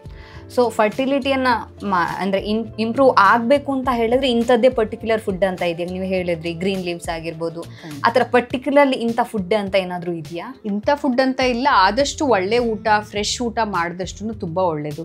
ಈಗ ಕೆಲವೊಮ್ಮೆ ಪುರುಷರಲ್ಲಿ ನಾವು ಹೇಳ್ತೀವಿ ನಟ್ಸ್, ಸೀಡ್ಸ್ ಎಲ್ಲ ಜಾಸ್ತಿ ತಗೊಳ್ಳಿ, ಫ್ರೂಟ್ಸ್, ವೆಜಿಟೇಬಲ್ಸ್ ಇವೆಲ್ಲ ತಗೊಳ್ಳೋದ್ರಿಂದ ಸ್ವಲ್ಪ ಇಂಪ್ರೂವ್ಮೆಂಟ್ ನಾವು ಕಾಣ್ತೀವಿ. ಅದೆಲ್ಲ ಆಂಟಿ ಆಕ್ಸಿಡೆಂಟ್ಸ್ ಪ್ರಾಪರ್ಟಿ ಜಾಸ್ತಿ ಇರುತ್ತೆ. ಯಾವುದ್ರಲ್ಲೇ ಆಂಟಿ ಆಕ್ಸಿಡೆಂಟ್ಸ್ ಪ್ರಾಪರ್ಟಿ ಇದ್ರೆ ಅದು ನಮಗೆ ತುಂಬಾನೇ ಅನುಕೂಲ ಆಗುತ್ತೆ ಅಂತ ಹೇಳ್ಬೋದು. ಸೊ ಇಂಟೇಕಲ್ಲೂ ಕೂಡ ತುಂಬಾನೇ ತಗೊಳ್ಬೇಕಾದ್ರೆ ನಾವು ಜಾಗರೂಕರಾಗಿರ್ಬೇಕು. ಡಾಕ್ಟರ್, ಹಾಗಿದ್ರೆ ಸ್ಪರ್ಮ್ ಕ್ವಾಲಿಟಿ ಹಾಗೇನೆ ಎಗ್ ಕ್ವಾಲಿಟಿಯನ್ನ ಇಂಪ್ರೂವ್ ಮಾಡೋದು ಹೇಗೆ? ಈಗ ಲೈಫ್ ಸ್ಟೈಲ್ ಫ್ಯಾಕ್ಟರ್ ಹೇಳಿದ್ರಿ, ಅದನ್ನ ಹೊರತುಪಡಿಸಿ ಬೇರೆ ಏನಾದರೂ ಇದೆಯಾ? ಎಗ್ ಕ್ವಾಲಿಟಿ ಇಂಪ್ರೂವ್ ಮಾಡೋದು ತುಂಬಾನೇ ಕಷ್ಟ ಅಂತ ಹೇಳ್ತೀನಿ. ನಾವು ಯಾಕೆ ಅಂತ ಅಂದ್ರೆ, ಒಂದು ಹೆಣ್ಮಗು ಒಳಗಡೆ ಫಾರ್ಮ್ ಆದಾಗ್ಲೇನೆ ಅದು ಹೆಣ್ಮಗು ಆಗಿತ್ತು ಅಂತ ಅಂದ್ರೆ 5ನೇ ತಿಂಗಳಲ್ಲಿ ಒಂದು 6 to 7 ಮಿಲಿಯನ್ ಎಗ್ಸ್ ಇರುತ್ತೆ. ಆ ಮಗು 5ನೇ ತಿಂಗಳಿಂದ ಡೆಲಿವರಿ ಆಗೋ ಟೈಮ್ ಅಂದ್ರೆ 9 ತಿಂಗಳು ಗರ್ಭಿಣಿ, ನಾನು ಹೇಳ್ತಾ ಇರೋದು ಹೊಟ್ಟೆ ಒಳಗಡೆ ತಾಯಿಯ ಹೊಟ್ಟೆ ಒಳಗೆ ಗರ್ಭದಲ್ಲಿ ಇರುವಾಗ್ಲೇನೇನು 5 to 9 ತಿಂಗಳು ತುಂಬಿ ಆ ಮಗು ಹೊರಗಡೆ ಬರೋ ಟೈಮ್ ಅಷ್ಟರಲ್ಲಿ 6 to 7 million 1 to 2 million egg ಕಮ್ಮಿ ಆಗೋಗುತ್ತೆ. ಹಂಗಾಗಿ ಆ ಕ್ಷೀಣತೆ ತುಂಬಾ ಬೇಗ ಆಗ್ತಾ ಇರುತ್ತೆ. ಅಟ್ರೇಸಿಯಾ ಅಂತ ಹೇಳ್ತೀವಿ ಕ್ವಾಲಿಟಿದು, ತುಂಬಾ ಬೇಗ ಕುಂದುತ್ತಾ ಇರುತ್ತೆ. ಈ ಮಗು ಹುಟ್ಟಾಗಿಂದ ಪೀರಿಯಡ್ಸ್ ಶುರು ಆಗೋದಕ್ಕೆ ಆ ಮಗುಗೆ ಒಂದು 12-13 ವರ್ಷ ಆಗಿರ್ಬೋದು. ಅಷ್ಟರಲ್ಲಿ 1 to 2 ಮಿಲಿಯನ್ ಇರೋದು 30,000 to 40,000 ಇಳಿಯುತ್ತೆ. ಓಕೆ, ಅಷ್ಟು ಕಮ್ಮಿ ಆಗುತ್ತೆ. ಈ 30-40,000ದಲ್ಲಿ ಕೇವಲ 300 to 400 ಎಗ್ ಮಾತ್ರ ಬಿಡುಗಡೆ ಆಗೋದು ಅವಳು 40-45 ವರ್ಷದಲ್ಲಿ.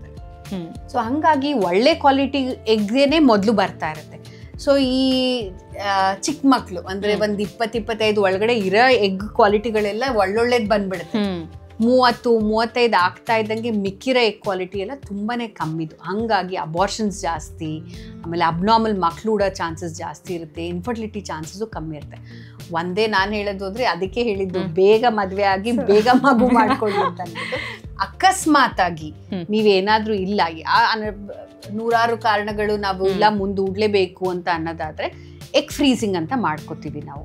AMH FSH ಟೆಸ್ಟ್ ಮಾಡಿ, ಸ್ಕ್ಯಾನಿಂಗ್ ಮಾಡಿ, ಹಲವಾರು ಟೆಸ್ಟ್ ಮಾಡಿ ನಾವು ಇಲ್ಲ ಈಗ NRIs ಎಲ್ಲ ತುಂಬಾ ಬಂದು ಹೋಗ್ತಾರೆ ನಮ್ಮ ಇಂಡಿಯಾದಲ್ಲಿ. ನಮ್ಮ ಹೆಣ್ಮಕ್ಳುಗಳನ್ನು ಇದ್ರ ಬಗ್ಗೆ ಎಲ್ಲ ತಿಳ್ಕೊಂಡಿದ್ದಾರೆ. ಯಾವುದೋ ಒಂದು ಕಾರಣದ್ರಿಂದ ನಾವು ಇನ್ನೂ ಒಂದು 5-6 ವರ್ಷ, ನಮ್ಗೀಗಾಗಲೇ 30, ಇನ್ನೂ ಒಂದು 5 ವರ್ಷ ನಾನು ಮಾಡ್ಕೊಳ್ಳಲ್ಲ ಪ್ರೆಗ್ನೆನ್ಸಿ, ಆ ಥರ ಇರುವಾಗ ಎಗ್ ಫ್ರೀಸಿಂಗ್ ಅಂತ ಮಾಡ್ತೀವಿ.